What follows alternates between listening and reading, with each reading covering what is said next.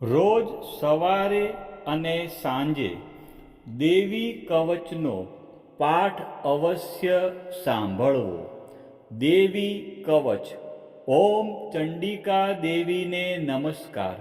માર્કંડેયજીએ કહ્યું, હે પિતામહ, જે આ સંસારમાં પરમ ગોપનીય અને મનુષ્યનું બધી રીતે રક્ષણ કરનારું છે, અને જેને તમે અત્યાર સુધી બીજા કોઈ સામે પ્રગટ ન કર્યું હોય એવું કોઈ સાધન મને કહી બતાવો. બ્રહ્માજી બોલ્યા, હે બ્રાહ્મણ, એવું સાધન તો એકમાત્ર દેવીનું કવચ જ છે, જે ગોપનીય કરતાં પણ પરમ ગોપનીય, પવિત્ર તથા બધા પ્રાણીઓ ઉપર ઉપકાર કરનારું છે. હે મહામુનિ, તે તમે ધ્યાનથી સાંભળો. દેવીની 9 મૂર્તિઓ છે. તેમને નવદુર્ગા કહે છે. તેમના અલગ અલગ નામો બતાવવામાં આવે છે. પહેલું નામ શૈલપુત્રી છે, બીજું નામ બ્રહ્મચારિણી છે, ત્રીજું ચંદ્રઘંટાના નામે પ્રસિદ્ધ છે, ચોથી મૂર્તિને કુષ્માંડા કહે છે, પાંચમી દુર્ગાનું નામ સ્કંદ માતા છે, છઠ્ઠી દુર્ગાનું નામ કાત્યાયની છે, સાતમું સ્વરૂપ કાલરાત્રિ, આઠમું સ્વરૂપ મહાગૌરી અને નવમી દુર્ગા એટલે સિદ્ધિદાત્રી. આ બધા નામ વેદ ભગવાન દ્વારા કહેવાયા છે. જ્યારે કોઈ મનુષ્ય અગ્નિથી સળગી રહ્યો હોય, યુદ્ધભૂમિમાં શત્રુઓથી ઘેરાઈ ગયો હોય, સંકટમાં ફસાઈ ગયો હોય તેનું, તથા કોઈ ભયથી ડરી ગયો હોય અને દુર્ગાનું શરણ લીધું હોય તેનું ક્યારેય કોઈ અમંગળ થતું નથી. યુદ્ધના સમયે મુશ્કેલી હોવા છતાં પણ તેને કોઈ વિપત્તિ ઉદ્ભવતી નથી. તેને શોક, દુઃખ અને ભય પ્રાપ્ત થતા નથી. જેમણે દેવીનું ભક્તિપૂર્વક સ્મરણ કર્યું છે તેમનો અભ્યુદય નક્કી છે. હે દેવી, જેઓ તમારું ચિંતન કરે છે તેમનું તમે ચોક્કસ કલ્યાણ કરો છો અને રક્ષણ કરો છો. ચામુંડા દેવી પ્રેત ઉપર આરૂઢ થયેલા હોય છે અને વારાહી પાડા પર સવારી કરે છે. ઐન્દ્રીનું વાહન ઐરાવત હાથી છે. વૈષ્ણવી ગરુડ પર આવે છે અને માહેશ્વરી આખલા પર આરૂઢ થયેલા છે. કૌમારીનું વાહન મોર છે. વિષ્ણુ પ્રિય લક્ષ્મી કમળ પર વિરાજમાન છે અને તેમના હાથમાં લાલ કમળ છે. આખલા પર આરૂઢ થયેલ દેવી ઈશ્વરીએ શ્વેત વસ્ત્ર ધારણ કરી રાખ્યા છે. બ્રાહ્મી હંસ પર બેઠેલા છે અને બધા જ આભૂષણો ધારણ કર્યા છે. આ બધી દેવીઓ માતાઓ યોગ શક્તિઓથી સંપન્ન છે, જેમણે અનેકવિધ આભૂષણો પહેરવાથી શોભે છે. તેમણે અનેક રત્નો ધારણ કર્યા છે, ક્રોધથી ભરેલી છે અને ભક્તોનું રક્ષણ કરવા રથમાં બેઠેલી છે. આ દેવીઓના હાથમાં શંખ, ચક્ર, ગદા, શક્તિ, હળ, મૂષળ, ખેટક, તોમર, કુહાડી, દોરડું, કુંત, ત્રિશૂળ અને ઉત્તમ ધનુષ્ય ધારણ કરેલા છે. દૈત્યોના શરીરનો નાશ કરવો અને ભક્તોને અભયદાન આપવું, દેવતાઓનું હિત કરવું એ તેમના શસ્ત્ર ધારણનો ઉદ્દેશ છે. મહારૌદ્ર રૂપ, અત્યંત ઘોર પરાક્રમી, મહાબલી અને મહા ઉત્સાહયુક્ત હે દેવી, તમે મહાન ભયનો નાશ કરનારા છો. તમને મારા નમસ્કાર છે. તમારી સામે જોવું પણ મુશ્કેલ છે. શત્રુઓનો ભય વધારનારા હે જગદંબિકા, મારું રક્ષણ કરો. પૂર્વ દિશામાં ઐન્દ્રી શક્તિ મારું રક્ષણ કરે. અગ્નિ ખૂણામાં અગ્નિ શક્તિ, દક્ષિણ દિશામાં વારાહી તથા નૈઋત્ય ખૂણામાં ખગધારિણી મારું રક્ષણ કરે. પશ્ચિમ દિશામાં વારુણી અને વાયવ્ય ખૂણામાં હરણ પર સવારી કરનારા દેવી મારું રક્ષણ કરો. ઉત્તર દિશામાં કુમારી અને ઈશાન ખૂણામાં શૂલધારિણી મારું રક્ષણ કરો. હે બ્રહ્માણી, તમે ઉપરની બાજુએ મારું રક્ષણ કરો. હે વૈષ્ણવી, તમે નીચેની બાજુએ મારું રક્ષણ કરો. આ જ પ્રમાણે શબ જેનું વાહન છે તે ચામુંડા દેવી દસે દિશાઓમાં મારું રક્ષણ કરો. જયા આગળની બાજુએ અને વિજયા પાછળની બાજુએ રક્ષણ કરે. ડાબા ભાગે અજિતા દેવી, જમણા ભાગે અપરાજિતા મારું રક્ષણ કરે. ઉદ્યોતિની શિખાનું રક્ષણ કરે અને ઉમા મારા મસ્તક પર વિરાજિત થઈને મારું રક્ષણ કરે. માલાધરી દેવી મારા કપાળનું અને યશસ્વિની મારી ભમરોનું રક્ષણ કરે. ત્રિનેત્રા ભમરોના મધ્ય ભાગનું અને યમઘંટા દેવી નાસિકાઓનું રક્ષણ કરે. શંખીની બંને આંખોના મધ્ય ભાગનું રક્ષણ કરે અને દ્વારવાસીની કાનોનું રક્ષણ કરે. કાલિકા ગાલોનું તથા સાંકરી કાનોના મૂળ ભાગોની રક્ષા કરે. સુગંધા નાસિકાઓની અને ચર્ચિકા દેવી ઉપરના હોઠનું રક્ષણ કરે. અમૃતકલા નીચેના હોઠનું અને સરસ્વતી જીભનું રક્ષણ કરે. કૌમારી મારા દાંતોનું અને ચંડિકા કંઠ ભાગનું રક્ષણ કરે. ચિત્રઘંટા ગળાની ઘંટિકાનું અને મહામાયા તાળવાનું રક્ષણ કરે. કામાક્ષી દાઢીનું અને સર્વમંગલા મારી વાણીનું રક્ષણ કરે.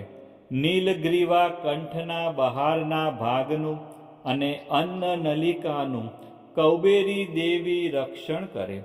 ખગીની બંને ખભાઓનું અને વ્રજધારિણી મારા બંને બાહુઓનું રક્ષણ કરો.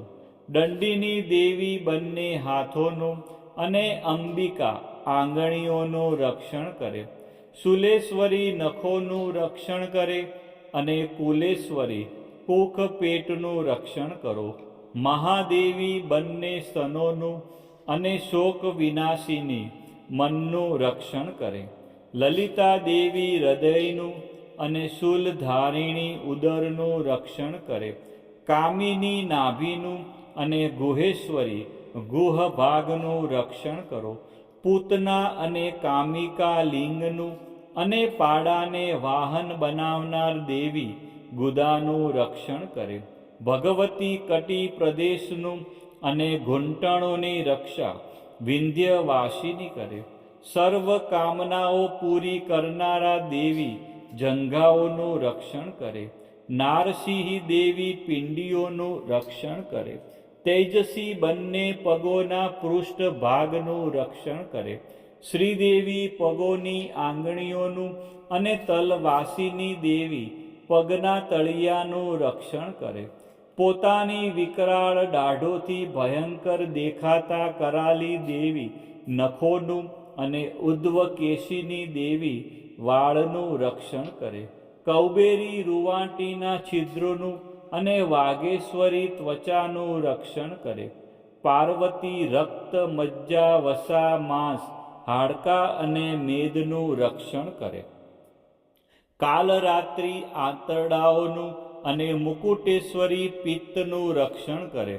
પદ્માવતી કમળ કોષોના મૂળ આધારનું અને ચૂડામણી કફનું રક્ષણ કરે. જ્વાળામુખી નખોના તેજનું અને અભેગા સમસ્ત સાંધાઓનું રક્ષણ કરે. હે બ્રહ્માણી, તમે મારા વીર્યનું રક્ષણ કરો. હે છત્રેશ્વરી, મારી છાયાનું રક્ષણ કરો. હે ધર્મધારિણી, મારા અહંકાર, મન અને બુદ્ધિનું રક્ષણ કરો. હે વ્રજ ધારણ કરનાર દેવી, મારા પ્રાણ અપાન વ્યાન ઉદાન અને સમાનનું રક્ષણ કરો. કલ્યાણથી શોભતા હે દેવી, મારા પ્રાણનું રક્ષણ કરો. યોગીની દેવી રસ રૂપ ગંધ શબ્દ અને સ્પર્શનું, અને હે નારાયણી, તમે મારા સત્વ રજ અને તમો ગુણનું રક્ષણ કરો. વારાહી આયુષ્યનું રક્ષણ કરે, વૈષ્ણવી ધર્મનું રક્ષણ કરે, તથા ચક્ર ધારણ કરનારા દેવી યશ અને કીર્તિ, લક્ષ્મી અને ધનનું તેમજ વિદ્યાનું રક્ષણ કરો. હે ઇન્દ્રાણી, તમે ગોત્રનું રક્ષણ કરો. હે ભૈરવી, પત્નીનું રક્ષણ કરો. હે ચંડિકા, મારા પશુઓનું રક્ષણ કરો. હે મહાલક્ષ્મી, પુત્રોનું સંતાનોનું રક્ષણ કરો. હે સુપથા દેવી, મારા પથનું, અને ક્ષેમકરી દેવી, મારા માર્ગનું રક્ષણ કરે. હે મહાલક્ષ્મી, રાજદ્વારી કાર્યોમાં મારું રક્ષણ કરો. તથા સર્વ બાજુએ રહેલા વિજયા, ચારે બાજુ રહીને રક્ષણ કરો.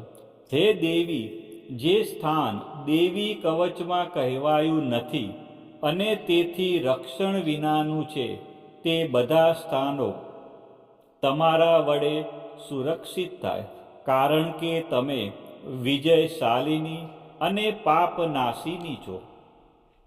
મનુષ્ય પોતાના શરીરનું ભલું ઈચ્છતો હોય તો તેણે દેવી કવચનો પાઠ કર્યા વિના એક ડગલું પણ ભરવું નહીં. દેવી કવચનો પાઠ કરીને જ યાત્રા કરવી. દેવી કવચના પાઠથી બધી બાજુથી સુરક્ષિત થયેલો મનુષ્ય જ્યાં જ્યાં જાય છે ત્યાં ત્યાં તેને ધન લાભ થાય છે, તથા સઘળી કામનાઓ પર વિજય પ્રાપ્ત થાય છે. તે જે અભિષ્ટ વસ્તુનું ચિંતન કરે છે તેને તે અચૂકપણે પ્રાપ્ત કરી લે છે. તે મનુષ્ય આ પૃથ્વી ઉપર અતુલ ઐશ્વર્ય પામે છે. કવચથી રક્ષાયેલો મનુષ્ય નિર્ભય થઈ જાય છે. યુદ્ધમાં તેમનો પરાજય થતો નથી, તથા તે ત્રણેય લોકમાં પૂજનીય બને છે. આ દેવી કવચ દેવતાઓને પણ દુર્લભ છે. જે આ કવચનો દરરોજ 3 સંધ્યાએ શ્રદ્ધાપૂર્વક પાઠ કરે છે તેની દૈવી કલા પ્રાપ્ત થાય છે, તથા તે ત્રણેય લોકમાં પરાજિત થતો નથી. એટલું જ નહીં, તે અપમૃત્યુથી રહિત થઈને 100 કરતાં પણ વધુ વર્ષ જીવે છે. દેવી કવચ ધારણ કરનાર મનુષ્યની રાજા તરફથી સન્માન અને વૃદ્ધિ થાય છે. આ દેવી કવચ મનુષ્યના તેજની વૃદ્ધિ કરનારું અને ઉત્તમ છે. આ કવચનો પાઠ કરનારો મનુષ્ય પોતાની કીર્તિથી શોભા પામીને પૃથ્વી ઉપર પોતાના સુયશ સાથે સાથે વૃદ્ધિ પામે છે. જે પહેલા દેવી કવચ કરીને સપ્તસતી ચંડી પાઠ કરે છે તેની જ્યાં સુધી વન પર્વત હોય ત્યાં સુધી તે આનંદથી યુક્ત આ પૃથ્વી ઉપર રહે છે. તેના પુત્રો પૌત્રો સંતાન પરંપરા બનેલી રહે છે. પછી દેહાંત થતાં તે મનુષ્ય મહામાયાની કૃપાથી નિત્ય પરમપદને પામે છે. જે દેવતાઓને પણ દુર્લભ છે તે સુંદર દિવ્ય રૂપ ધારણ કરે છે અને કલ્યાણ શિવની સાથે આનંદનો ભાગી બને છે. દેવી કવચ સમાપ્ત. બોલો શ્રી અંબે માત કી જય. ચામુંડા માત કી જય. ખોડિયાર માત કી જય. ઉમિયા માત કી જય. મહાકાળી માત કી જય. બહુચર માત કી જય, 64 જોગણી માત કી જય, સધી મોગલ માત કી જય. આ પ્રમાણે રોજ સવારે અને સાંજે દેવી કવચનો પાઠ અવશ્ય સાંભળવો.